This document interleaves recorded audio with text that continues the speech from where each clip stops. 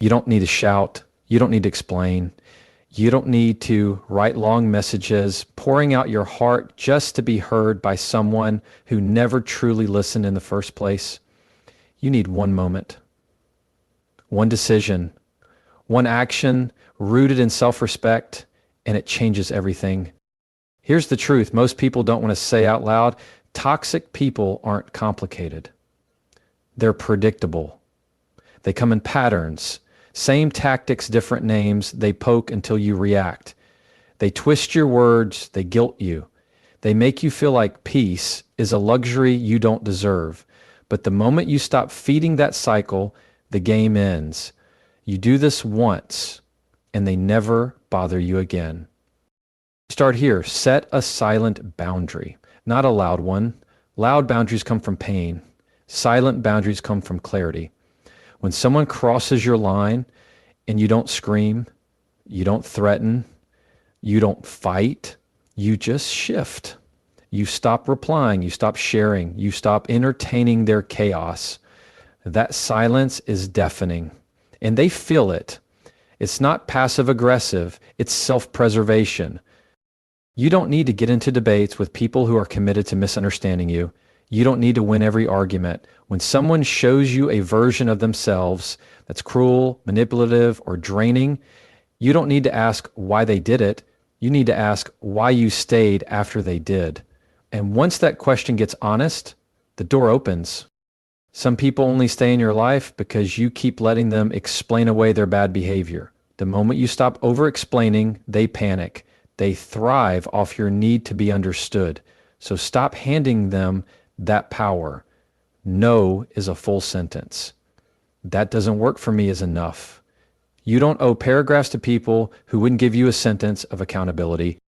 Next time a toxic person tries to bait you, don't react. Mirror. Not emotionally, but calmly. Let their sarcasm echo back as indifference. Let their insults bounce off a face that doesn't flinch. Let them watch you protect your peace without lifting your voice. It confuses them. Why? Because they can't argue with someone who doesn't step into the ring. Then go deeper. Don't just cut contact. Cut access. There's a difference. You can block someone's number and still think about them all day, but when you truly remove access to your energy, your time, your emotional space, that's when you win. You stop talking about them, you stop checking on them, you stop letting their shadow live rent-free in your head, and that is where your freedom begins. If someone can disrespect you once and stay in your life, what you've told them is, there's room for this behavior here. But the first time you calmly show them there's not, everything shifts. Not because they changed, but because you did. And sometimes all it takes is one firm, quiet move to reclaim your peace. This isn't about revenge. It's not about being cold.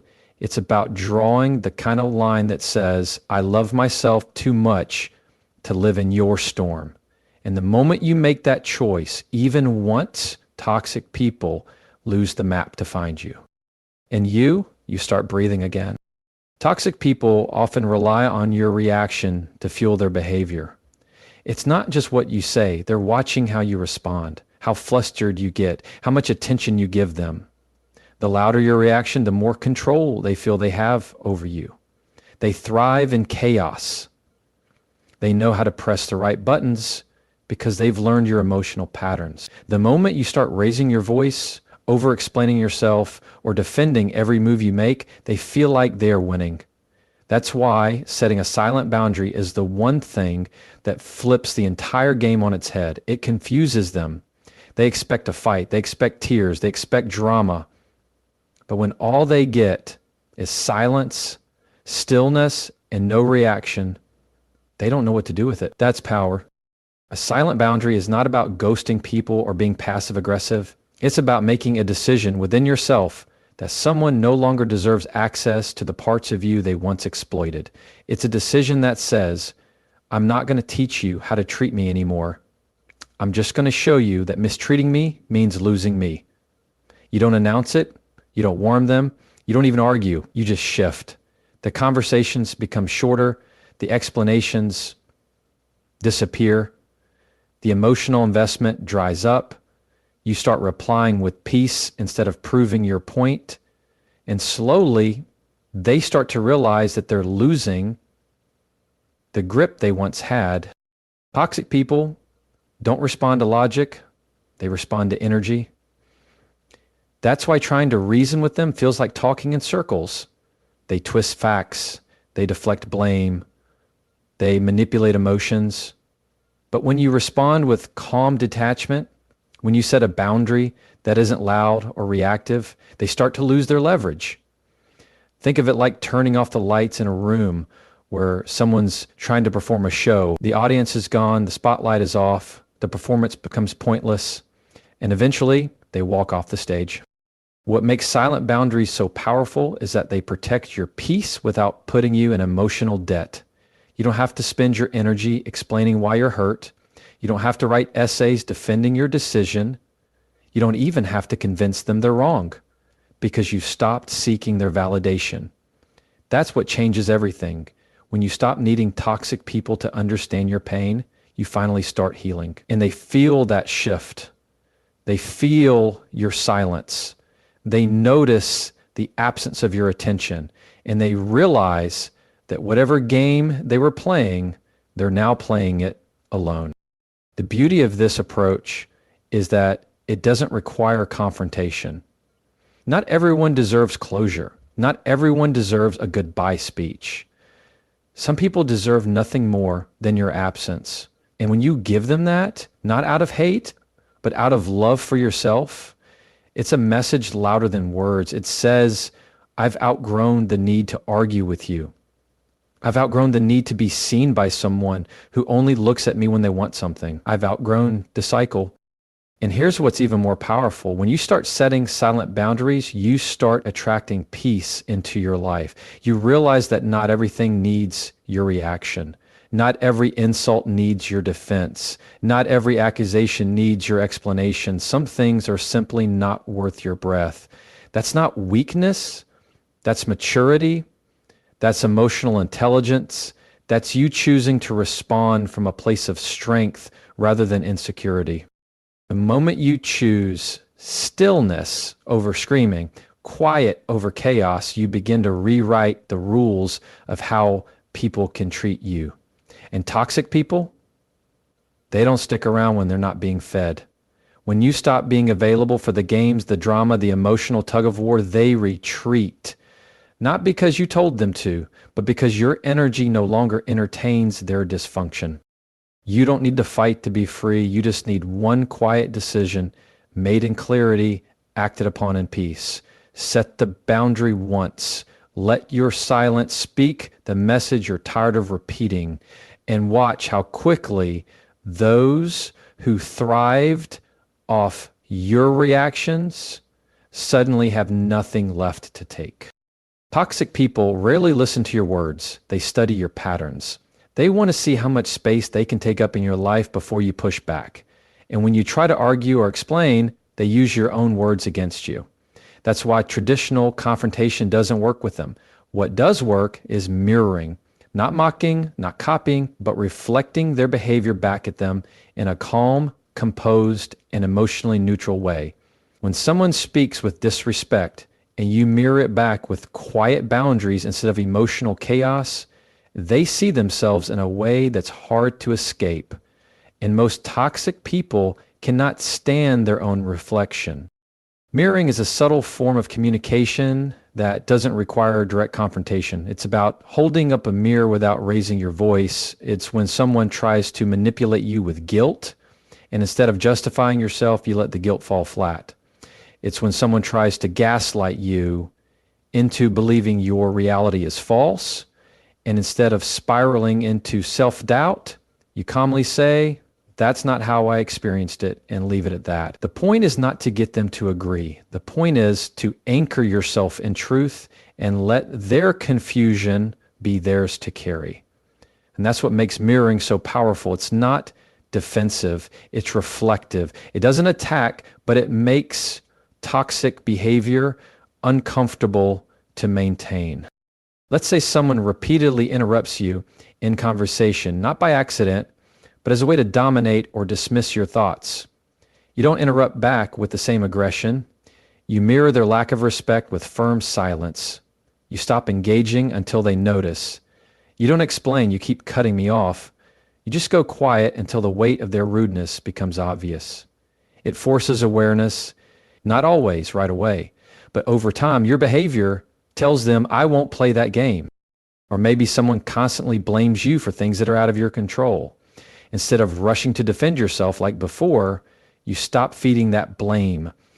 When they say, this is your fault, you respond with stillness. I don't see it that way. No emotion, no back and forth, no trying to convince them otherwise. That calm disagreement, mirroring their own deflection with unwavering steadiness, stops the conversation from becoming another round of emotional ping pong. The key is staying grounded. Toxic people want you to get emotional because emotions are easier to manipulate. But when you're calm, when you're centered, when you mirror their patterns instead of reacting to them, they lose the ability to control the interaction. You're not there to fix them. You're there to protect you. And mirroring is one of the cleanest ways to do that without compromising your integrity. It's important to remember that mirroring isn't about revenge. You're not doing it to hurt them. You're doing it to help yourself. You're creating a psychological pause, a moment where they can see their own reflection through your unshakable response. Whether they take that moment to change is not your responsibility. Your job is to stop giving them the emotional firewood they need to keep the dysfunction burning. And this doesn't just apply to verbal abuse. It applies to emotional withdrawal, manipulation, guilt tripping, even passive aggression. When someone sends you a cold, clipped message meant to trigger your insecurity, and you respond with emotional neutrality, they're left holding their own bitterness. You're not cold. You're just not playing anymore. And in that moment, they are forced to sit with themselves. Mirroring helps you shift the balance of power without drama. You're no longer participating in the tug of war. You're letting them pull at a rope you no longer hold. You don't need to yell or perform. You need to reflect calmly and clearly that their behavior isn't getting the reaction they want. That's when the pattern breaks. That's when they realize they're not as powerful as they thought. And that's when you start reclaiming the emotional space they once occupied. Toxic people rely on your explanations to maintain control. Every time you try to clarify, defend, or justify your decisions, you're unknowingly giving them more material to twist. Over-explaining comes from a place of wanting to be understood, to be seen as good, reasonable, fair. But with toxic individuals, that vulnerability is ammunition. They don't want clarity, they want control. And as long as you keep explaining, they keep spinning the story in their favor. That's why one of the most powerful things you can do is stop, not out of anger, but out of self-respect. Because the truth is, people who really respect you don't need 5 paragraphs to understand your no. When you explain too much, what you're really doing is asking for permission. You may not realize it, but every time you list your reasons for setting a boundary or walking away, you're hoping they'll validate your choice. But toxic people rarely will. They will poke holes in your reasons. They'll find a way to flip the situation so it sounds like you're the problem. You'll say, I'm stepping away because I need peace. And they'll respond with, oh, so now I'm the source of all your problems. That's how they bait you. That's how they keep the argument going. And suddenly your boundary turns into another exhausting debate. But when you stop over-explaining, you break that cycle. You don't owe long-winded justifications to people who disregard your feelings. If someone asks you why you didn't answer a call, you don't need to tell them about your entire day. I was busy is enough. If someone asks why you set a certain boundary, because it's what I need right now, is enough. No further detail, no rehearsed speech. The less you explain, the clearer it becomes. Your decisions are not up for discussion. It takes strength to resist the urge to explain, especially when you've been conditioned to please. Maybe you grew up in an environment where peace meant over-accommodating others. Maybe you were taught that love is earned by bending, shrinking, proving. But there comes a point when you realize your peace is not a debate. Your needs are not courtroom evidence. You are allowed to make decisions based on what feels right for you, even if others don't agree. You teach people how to treat you, not just by what you say, but by what you're willing to repeat. The moment you find yourself explaining the same thing over and over to someone who isn't listening, you have to pause and ask yourself, is this person really confused, or are they just pretending so they can keep crossing the line? Because confusion fades with clarity. Disrespect stays even when you've been crystal clear. And when you see that, you stop explaining, you start choosing. There's also a peace that comes with trusting yourself. When you stop explaining, you begin to stand taller in your truth. You realize you don't need to be understood by someone who isn't even trying. You don't need to be liked by people who only like you when you're convenient. That silence after their question, the one where you don't give them what they expect, is powerful. It says, I've grown out of needing your permission to be at peace. And it's not about being cold or dismissive. It's about being clear. You still communicate, but you do it from a place of calm authority. You speak without defending. You decide without performing. That kind of presence is magnetic and intimidating to those who once fed off your insecurity, because now they can't guilt you. They can't manipulate you. They can't twist your words when you're not giving them any to twist. Letting go of the habit to over-explain doesn't mean shutting down. It means you've started speaking a different language, the language of boundaries, self-trust, and quiet strength. It's a language toxic people don't understand. And that's exactly why they start to fall away. Not because you made them leave, but because you stopped giving them reasons to stay. Toxic people are drawn to emotional stimulation. They feed off your highs and lows, your outrage, your tears, your frustration. The more unpredictable your emotional response, the more entertaining you are to them. It's why they provoke you, why they create drama, why they push buttons they already know will hurt. But when you remove that emotional reaction, when you become boring to them, they lose interest. This is what the gray rock method is all about. You become emotionally uninteresting, like a gray rock, plain, calm, unmoved. And for someone who feeds on attention and emotional chaos, that's intolerable. And it might feel unnatural at first, especially if you're someone who feels things deeply. You're used to reacting when someone disrespects you or crosses a line. You want to defend yourself. You want to be understood. But when dealing with someone toxic, emotional engagement is a trap. It doesn't lead to resolution. It leads to more manipulation. They want your passion, not your peace. They want you to yell, cry, and argue because those reactions prove that they still matter to you, that they still have influence over your emotional world. But when you go gray rock, you take that away. This doesn't mean becoming numb. It means being calm on the surface, even if you're angry or hurt inside. It means not showing them your pain, not to suppress your truth, but to protect it. You give them the same emotional energy you'd give a stranger asking for directions, short, polite, uninvolved. Okay, sure, that's fine. No story, no heat, no explanation. Your tone is flat, your body language neutral, your energy grounded. And in that stillness, they find nothing to feed on. They might push harder at first. They'll test you, say something insulting to get a rise out of you, stir old wounds, try to make you feel guilty or stupid or small. But you stay steady. You don't match their tone. You don't defend your choices. You let their words fall flat. They want to see your emotional fire, but you don't give them a single spark. That's where your power is, in the refusal to perform. It's especially effective in environments where you can't completely cut someone off, like work, co-parenting, or certain family dynamics. You still have to interact, but you don't have to engage. You don't give personal information. You don't share feelings. You don't reveal your inner thoughts. Every answer is measured, every reaction filtered. You keep it simple, neutral, and focused only on the task at hand. Over time, they get bored because the only thing they can control is what you give, and you're giving them nothing they can use. There's a kind of quiet strength in being emotionally untouchable. You're no longer scrambling to prove your worth or defend your peace. You're not emotionally bleeding in front of people who would only point at the wound. You've made a choice to starve their appetite for drama. And that choice tells them something loud and clear. I am not available for your games anymore. And this doesn't make you weak, it doesn't make you cold, it makes you free. You're not avoiding conflict, you're denying access. You're not shutting down, you're showing that not everyone is entitled to your emotional life.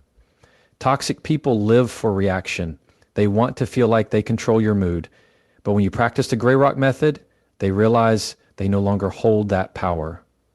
You've become someone they can't manipulate because you've stopped showing them where it hurts. Eventually, they stop trying, not because you told them to, but because you became a place where their games don't work. And they'll move on, looking for someone else who hasn't yet learned what you now know. Peace is more powerful than any reaction. And silence, when used with intention, is the loudest no you'll ever give. There's a difference between cutting contact and cutting access. Most people think that blocking someone, unfollowing them, or avoiding interaction is enough to protect their peace. And sometimes that's a necessary first step. But if that person still lives in your head, if you still replay arguments, check their social media, talk about them constantly, or feel triggered every time their name comes up, they still have access. Emotional access is the deeper layer. It's what truly determines whether or not someone still has power over you. Cutting access means deciding within yourself that they are no longer allowed to affect how you think, how you feel, or how you move. You stop explaining their behavior to others. You stop wondering what they're doing or who they're with. You stop imagining scenarios where they finally understand how much they hurt you. You don't wait for closure and you don't chase it. You reclaim the space in your mind where they used to live. That's when you go from simply avoiding someone to actually being free from them. This is one of the hardest parts of dealing with toxic people, because even when they're physically gone, the damage they've done can echo in your mind. You may still hear their voice in your head, still doubt your instincts, still feel the pull of unfinished conversations. That's normal.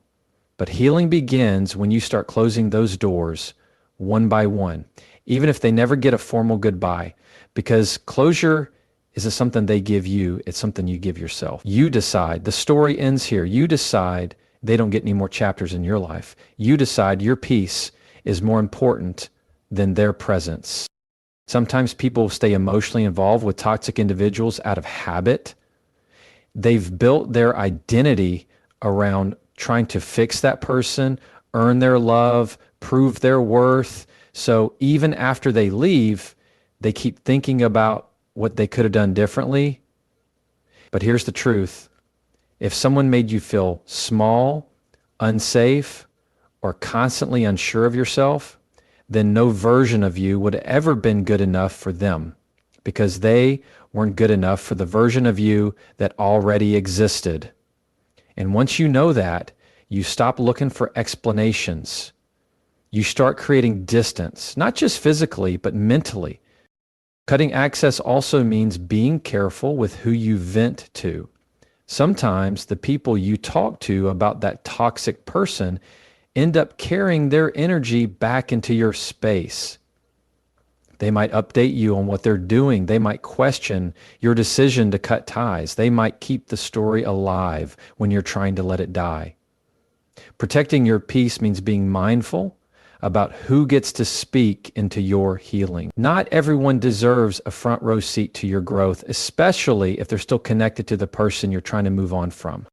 Another layer of cutting access is removing the triggers you can control. Unfollow, mute, archive photos, throw away gifts, not because you're bitter, but because you're cleaning house.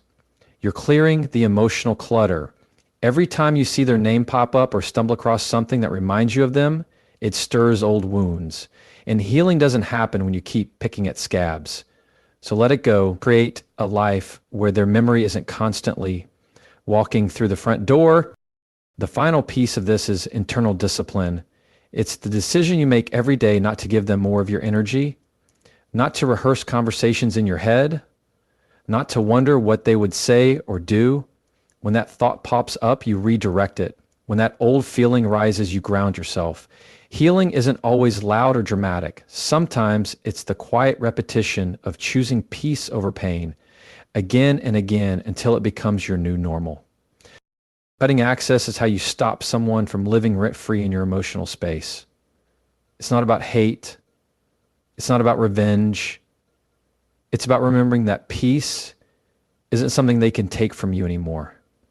Because you've locked the door, you've changed the locks, and now only you decide who gets to enter your life, not just physically, but emotionally. And that is where true freedom begins. The first time someone disrespects you, how you respond teaches them everything. People learn your boundaries not from what you say, but from what you allow. If someone speaks to you with sarcasm, cruelty, or dismissiveness, and you stay silent, they take that silence as permission. If someone ignores your needs, mocks your feelings, or crosses your lines, and you forgive without change, they don't learn to treat you better. They learn how much they can get away with. That's why the very first time someone crosses the line is the most important moment to act. Not with anger, not with drama, but with clarity. Setting the tone early is powerful. You don't have to be harsh to be clear. You don't need to curse someone out to set a boundary. All you need is firmness, a calm refusal, a shift in tone, a pause that says, I noticed that, and I won't tolerate it. It's in the way you answer the phone, the way you stop replying, the way you hold eye contact without flinching. You don't have to shout to show strength. You just have to stop rewarding disrespect with more access to your kindness.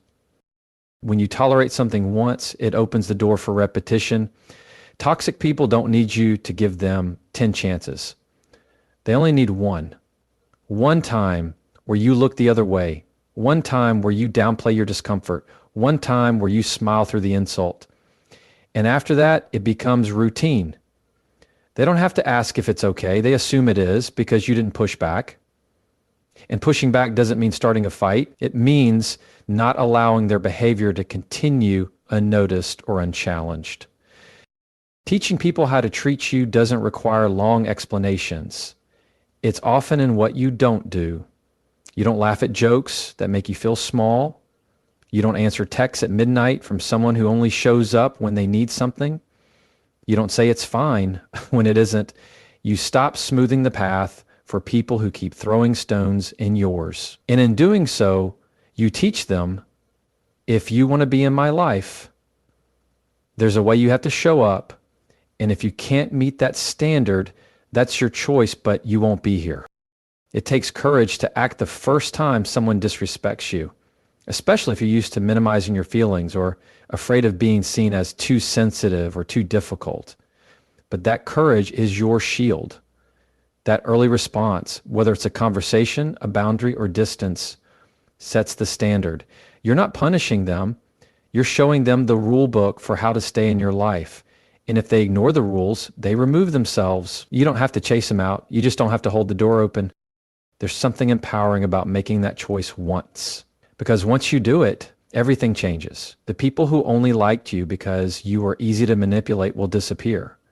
But the ones who respect your boundaries will lean in with honesty. You'll start attracting people who don't get defensive when you speak your truth, who don't punish you for having needs, who don't push you to explain basic self-respect because your energy will say it before your mouth ever has to. The beautiful thing about setting a boundary once is that it saves you from 100 explanations later. When you respond clearly the first time, you prevent a pattern. You don't have to become bitter or burned out from letting things slide too long. You don't have to repair damage that never should have been done. And even if someone walks away because of your boundary, they're not walking away from you. They're walking away from the version of you that won't tolerate being mistreated. And that's a version worth protecting. This isn't about being unforgiving. It's about being self-respecting. You don't have to hate someone to realize they're not healthy for you. You don't have to start a war to reclaim your peace. You just need to understand that every time you allow disrespect to go unaddressed, you're telling the world how to treat you. And the moment you say, not this time, you write a new rule book, one that's built on dignity, on clarity, on the kind of strength that doesn't need to be loud to be felt. And the people who can't handle that, they teach you exactly why your boundary needed to be there in the first place.